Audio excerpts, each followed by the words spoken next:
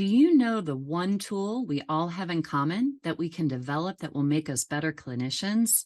In today's episode, I talk about one of the strongest tools possessed by all clinicians that, when used, leads to lasting results, and that's your intuition. Hello, friends. This is Lynn Schulte, and you are listening to the Birth Healing Summit podcast. We are here for meaningful conversations that will transform the way you work with pregnant and postpartum clients. Whether it is a new perspective, tool, or technique, you'll be able to implement it into your practice today. I invite you to sit back, listen with an open mind, and grab the golden nugget today's guest has to offer. Now let's get started. Hello, everybody. Welcome to this episode. Today I want to discuss what I feel is one of the most critical tools, muscles that we can develop to help assist us in our practice, and that is our intuition. I feel our intuition is just as important as the anatomical, physiological, biomechanical knowledge that we have in our brain. That is important. However, I have found in my years of experience that the more I listen to the body, the more I listen to my intuition, the greater my outcomes are with my clients. And so I want to encourage each and every one of you to do what you can to strengthen your muscle of intuition. And it is a muscle. Intuition, we all have it. Everyone can access their intuition. It's just a matter of tuning into it more and using the cues that your intuition gives you. And that's what strengthens the muscle of it. So we all have, I'm sure everyone listening in has experienced the gut feeling, that gut response, or that warning, or an intuitive hit. That is our intuition talking to us and trying to guide us. And when we listen to it, it actually guides us and it's trying to help us. But if we don't pay attention to it, then it can't. And so to me, intuition, my sense of intuition is spirit talking to me. It's spirit trying to guide me. And that's why I feel that the more connected I am spiritually, the more stronger that input is. Now, not to say that someone who's not spiritual doesn't have intuition. That is not the case. Anybody, whether you're agnostic or any of those other A words, atheists, we all have, it's our body's signals trying to help guide us. And the more we tune into it, the more it helps us in our life. And so if we want to use it in our practice to allow those intuitive hits, that gut knowingness of what needs to happen to help your client feel better, I encourage you to be open to your intuition throughout the day. It's not just when you're working with someone, but it's the intuitive piece of, what do I feel like wearing today? And really asking yourself and feeling into your body of what feels right to me in this moment. What color do I want to wear? What fabric do I want to wear? What is going to make me feel the best in this moment? It could start with asking the question of, what do I want to wear? The other thing, so I've talked about this in the past, but living in the question and always asking questions of, what's the best way for me to go about my day today? How can I best get accomplished everything I want to get accomplished today? And really sitting and waiting for that inner nudge to guide you one way or another. I have found that as I've connected more into my pelvic space, and have been more grounded in my bowl, my pelvic bowl, that I feel like that has brought a whole nother level of intuitiveness, getting information in different ways. Because in order to connect into our pelvic bowl and to sense and feel what's going on there, we really need to be embodied. And so one way to help increase your intuition is to be more connected to your body, to feel the little nudges, to feel the tightening of the stomach that's letting you know that something's not right. It's the nervousness that you might feel. It's the um, I really feel it in my gut when I get a sense that, oh, this something's off. And we all have ways of getting that information. It may be totally different for you. And that's why you need to be able to be inside your body to understand those signals, to know those signals, and to be fully embodied. That helps us access our intuition. Now, the other thing, so full embodiment is a big piece of being able to get the intuition, but another huge piece of it is to help us to recognize that we constantly have lots and lots of thoughts flowing through our mind at any moment, any second. There are lots of different things that we're thinking about, and constantly, we're squirrels, like squirrel, squirrel, here, but that's our thoughts. And if we can help, first off, recognize the thoughts that you think. And that was a huge aha moment for me one day I was reading The Power of Now. And that was like, do you ever think about what you think about? I was like, whoa, no, I hadn't until I read that book. And then I started to become aware of my thoughts. And you can really get curious with your thoughts and it's like, oh, that was a negative thought. Oh, that was a positive thought. Oh, that, oh, look at the road that thought is taking me down. Or so what are the thoughts that are coming into our head? Because sometimes our intuition can be a thought. And if we're not fully in tune to where are all these thoughts coming, how are we going to know if that thought is coming from our intuition, or if it's just our mind kind of doing what our mind does? And so I invite you to pay attention to your thoughts and notice, um, are you able to damper those thoughts? Can you turn those thoughts down? Can you get to a moment in time where you have no thoughts?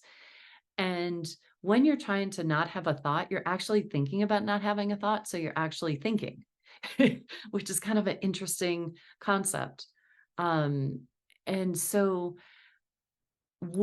through whether it's meditation or just embodiment, being more in your body, like one of the antidotes to that monkey mind is to actually come down into your pelvic bowl and just be down in your pelvic space. That can help turn off your mind.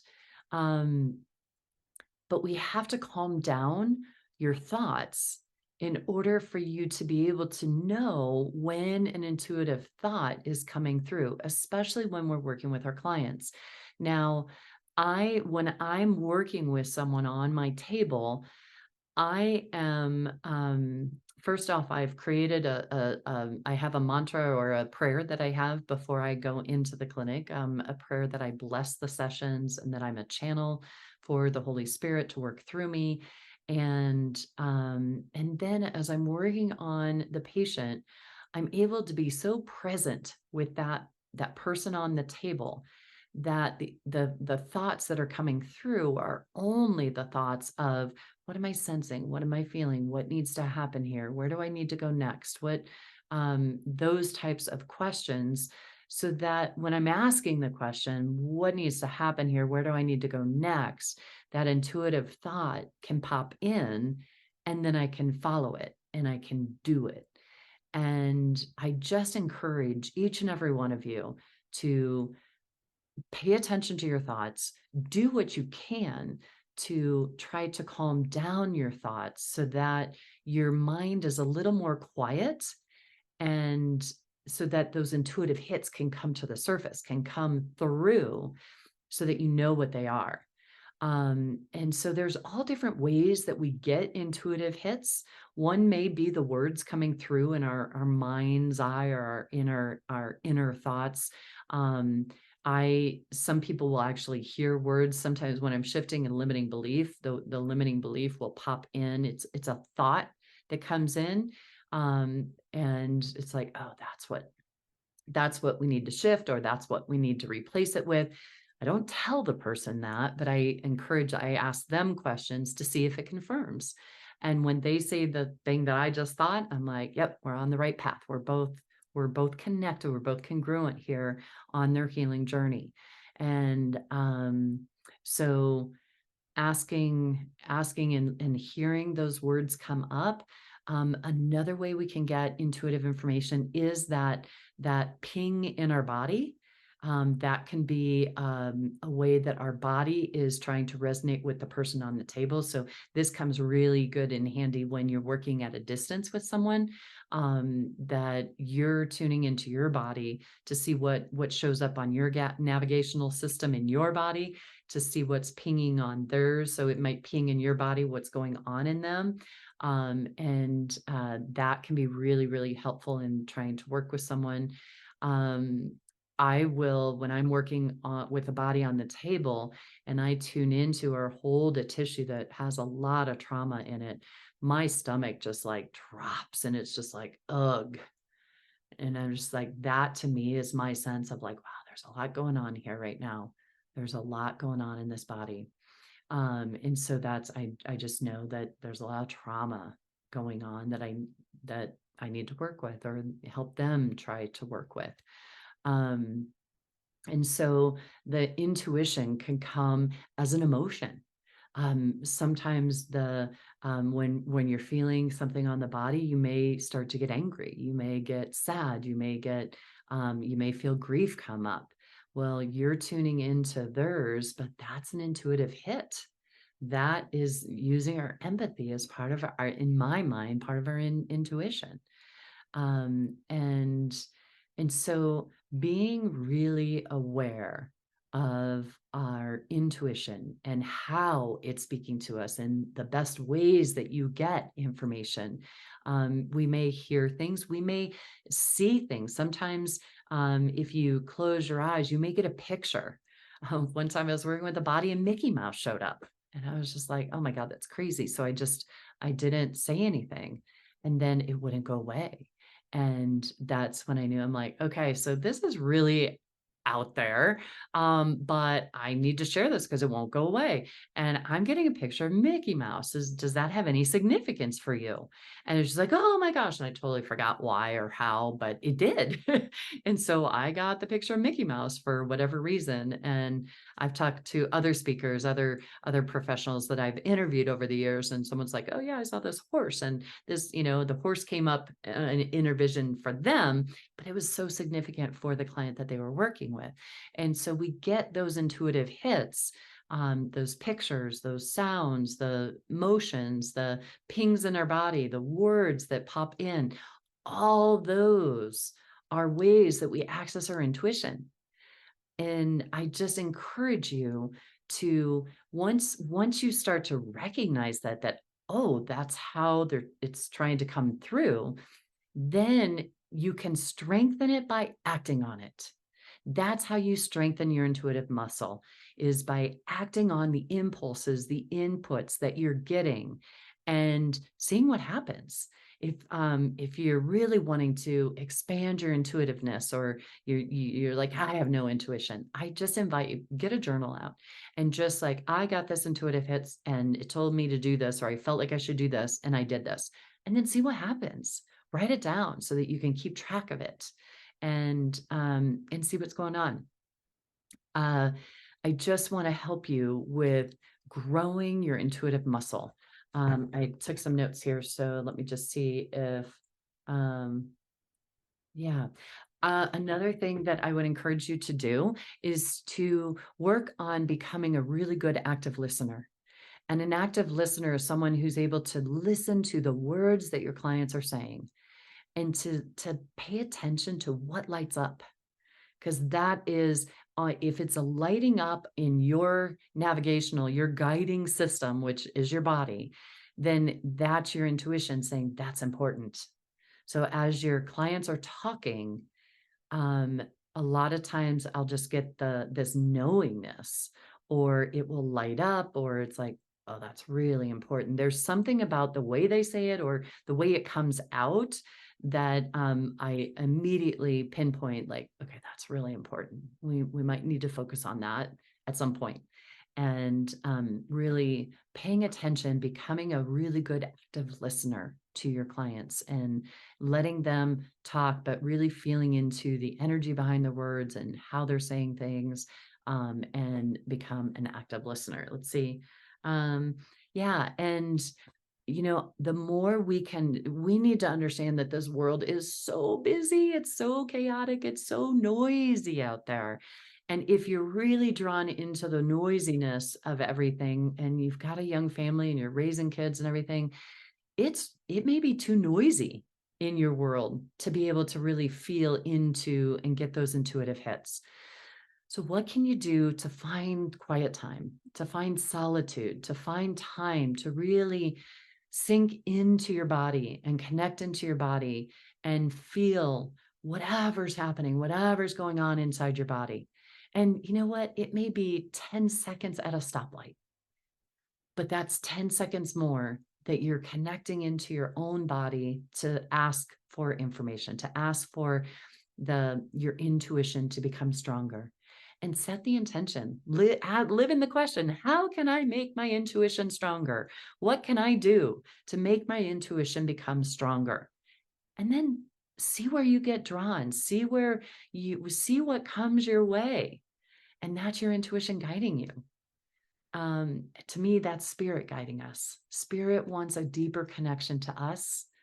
And if we're open to living in the question of how can I make that happen, be curious and see what shows up. And I have just found that whenever I have lived in the question of what do I need to do here? How can I make this happen? It eventually unfolds in divine timing. So be patient too. And don't expect that you're going to have this really strong intuitive gift tomorrow. It's something that builds over time. And the more you put it into practice and the more you use the information given to you, the stronger it will become. Okay. So I hope I've given you some ideas, some thoughts to add to your thought bank, but become aware of those thoughts and create space, create solitude, become connected to your body. All those are ways to help strengthen your intuition. Most importantly, use the intuitive inputs that are coming your way so that you can get more of them. All right. Thanks so much for listening in. Please reach out. Let me know how your intuition is going. What are ways that you get your intuitive hits? And how do you use that in your practice? I would love to have that conversation. And if you're interested in learning more on how to build this more and practice this more and learn how to create a therapeutic presence that really does help create greater healing in your clients, all this is covered in the Birth Healing Intensive that will open for registration in November and will be live starting in February of next year.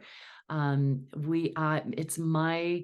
love to help people to connect deeper into themselves, to heal the blocks that are stopping you from having greater access to your intuition, to developing a therapeutic presence that allows you to work with your clients and not be drained at the end of the day, to have boundaries so that you're not having people cross them and you're feeling bad about that. My dream and goal is for every practitioner to be able to offer a healing session in a way that supports their clients and supports themselves so that they are more energized by the end of the session than drained, because it doesn't serve anyone when we're feeling drained and depleted at the end of a day in the clinic. We can get to that point where we feel just as energized as we did at the start of the day. And that's my wish and my dream and my goal for each and every one of you. All right. Thanks for listening, and we'll see you all on the next episode. Here's to smoother births and faster recoveries, taking stronger intuition for all. Bye-bye. Today's podcast was brought to you by the Institute for Birth Healing. To discover more, visit instituteforbirthhealing.com. To claim $50 off of any online course, use coupon code PODCAST50 at checkout. Till next time, I'm Lynn Schulte, founder of the Institute for Birth Healing.